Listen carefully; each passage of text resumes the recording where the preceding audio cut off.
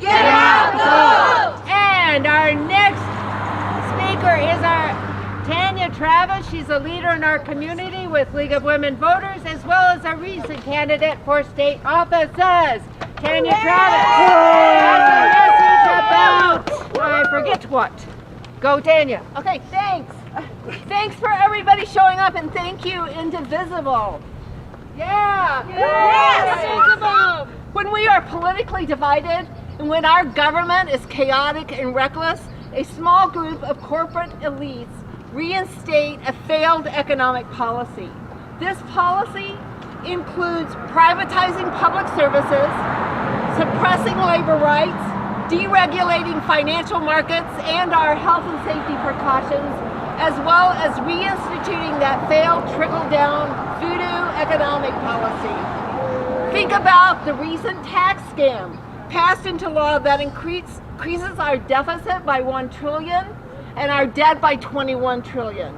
This is not an administration or a Congress that is interested in our financial security. They want corporate America to be healthy because they think wealth trickles down to the middle class. And as we know, it only gets sucked up from the middle class into the top 1%. Yeah. The 1% gets more of that 1%. Exactly, and that's what's happening. So to make matters worse, corporate America has figured out that we are for sale. Democracy is not for sale, but let it sink in that in 2018, $5.2 billion was invested in campaigns nationwide. That's a crime. It's crazy. Let's talk about privatization. We're living with unaffordable health care because for-profit methods have basically made healthcare unaffordable and unacceptable. And I know unaccessible. And I know that it's more complicated than that, but we're the only industrialized nation that you can lose your house and your savings by a medical event, even if you have insurance. So what else are these laissez-faire economists doing? They're undermining organized labor by reinstituting those right-to-work laws, and by making a chaotic market, those pension funds for their retirements become unavailable. So when they have cheap labor, they can just increase their profits for shareholders. So that's why they want to undermine organized labor. Laissez-faire economists despise regulations. The Trump administration is rolling back those very hard-won protections from everything from Wall Street, the oversight for Wall Street, to our health and safety. They're making coal sludge the problem of those who live downstream, and they're making cancer from benzenes and those VOCs the heartbreaking problem of Americans who are now sicker in a privatized healthcare system that they can't afford. So during these chaotic and divided times, big money finds a way to buy a politician, put a government agency to work for them, and they also can buy news outlets. I think we've seen that. When we want our country back, we're more specific. We want a government by the people and for the people, and we want experienced, honest professionals at the head of our agencies and instead of these doofus political hacks. And we want fair elections and a government that protects our health and our safety. So let's support House Resolution number 1, because no matter who funds our political campaigns, the taxpayers own our government. Our government should work for our common good and not special interest. Because after all, whose money is it? It's our money. Whose money is it? Our money. Whose money? Our money. Whose money? Our money. Thank you. Whose government? Our government. We have 2 more sets of speakers, but first we have a meet and greet your neighbors. You're to mill around for about a couple of seconds and find 2 people in the crowd, including the media that didn't show up, that you haven't met. Introduce yourself and find out who they are, and end up standing next to someone new. Okay, move. No, I didn't get one of those. Yeah, we did. You're very cool. Yep, there was a couple.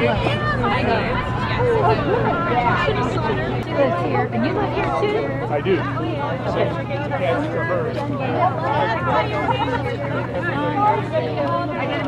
But you went to school here.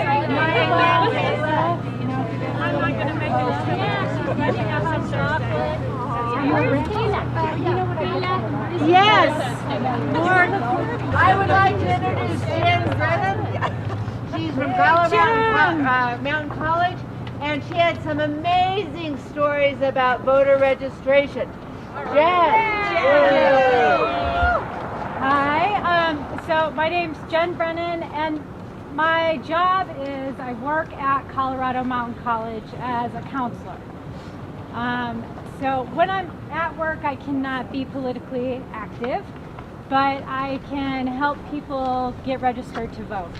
So I worked a little bit on Obama and Hillary door knocking, but when that horrifying day in November 2016 came, horrifying, I got really involved and active. I went to the Women's March in Denver and was blown away by the people, the amount of people and the camaraderie and the signs and everything. And then I joined Indivisible in Roaring Fork, and then I called Gardner and Tipton and called and marched and was angry and called some more and marched some more. And then I sort of sat back and I thought about how can I make the most difference. And I decided it was working with the people that I have the most contact with, which is 18, 19, 20, 21-year-olds, first-time voters coming to college. So I kind of came up with a plan. I met with Donna, and so over the summer, we have new student registration. So everyone that's going to live on campus comes to this. And they check it with me. So I check every student in and I check their major, and I decided I would ask them if they are eligible to vote, if they're registered to vote, and what's their plan for doing that. So it was planting the seed. And I got to talk to every student about that. So we did June, July, August, and then I do a session on expectations of being a college student. And we talk about, talking to your faculty members and picking your major, joining or taking your classes and communication. And in that session, I talk about being a citizen. And one of those things, one of your responsibilities is voting. And we have an upcoming election in November, and we expect you to vote. And we're going to have opportunities here for you to register to vote. So then in August, Donna came up and we had a voter registration while students were orienting to school. And so it was kind of just part of the flow.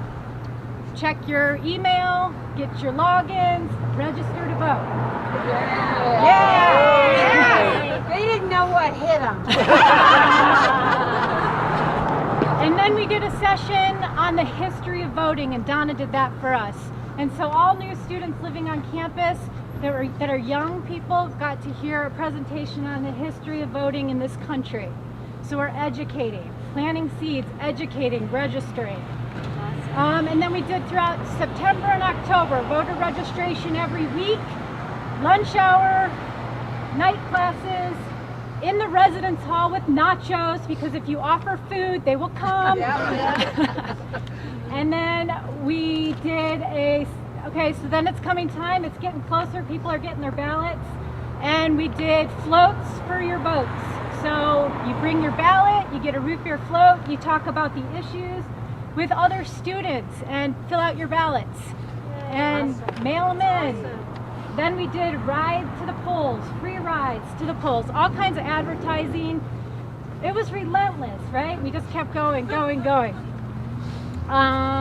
And I think that's pretty much it. It was just really, oh, and also I worked with faculty to introduce the issues in their classroom, the ones that were open to it, and that was great too. So students were really engaged, voted for the first time, and so yeah, planting seeds, reminding, educating, bugging them, and bugging them some more.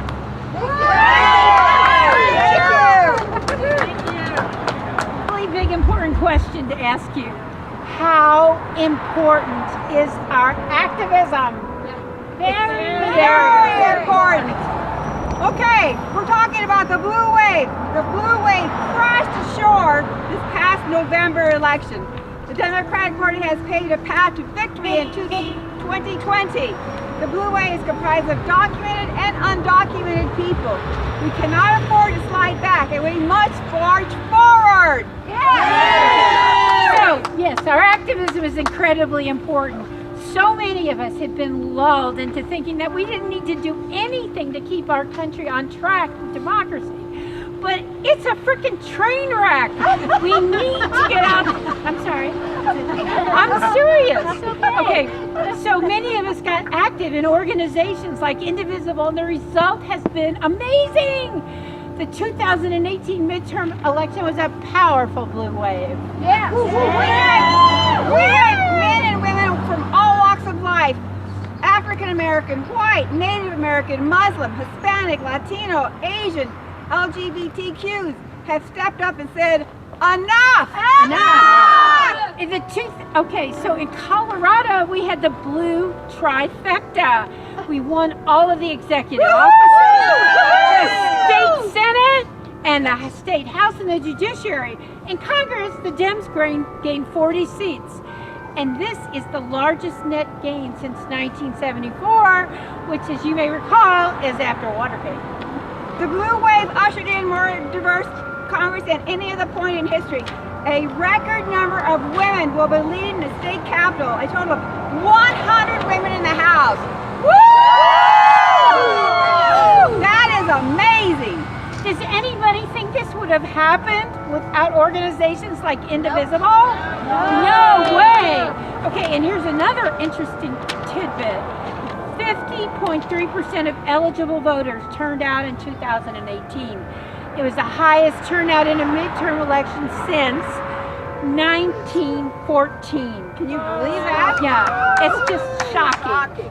Okay, let's keep the momentum going. Participate in meetings, making posters, send out postcards, make phone calls, talk to your neighbors, relatives, friends, and let them know we will keep fighting to take down the corruption, the greed, the racism that's happening in Washington. Where do we start? The Women's March! January 19th! Let's go for it! Well, I had a couple more statistics, but the Democrats won 9.7 million more votes for House than Republicans. That spread of 8.6% of the raw vote margin is the largest percentage since 1986. We appreciate everyone coming out today. We know it's freezing, but this is the reason we're out here, because we stand for something. The blue wave, keep it going. We need it going.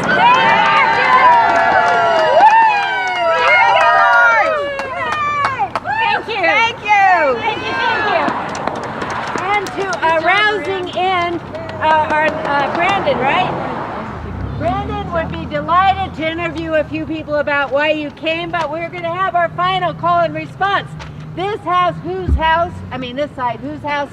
This side, our house. Ready? Whose house? Our house. Whose house? Our house. Whose house? Our house. Whose house? Our house. I cannot thank you all enough. Thank you, From the bottom of my frozen heart. Thank you, Kayla. Oh, you were. I don't know. Yeah, This is our Democrat. Oh, I can imagine. So strong.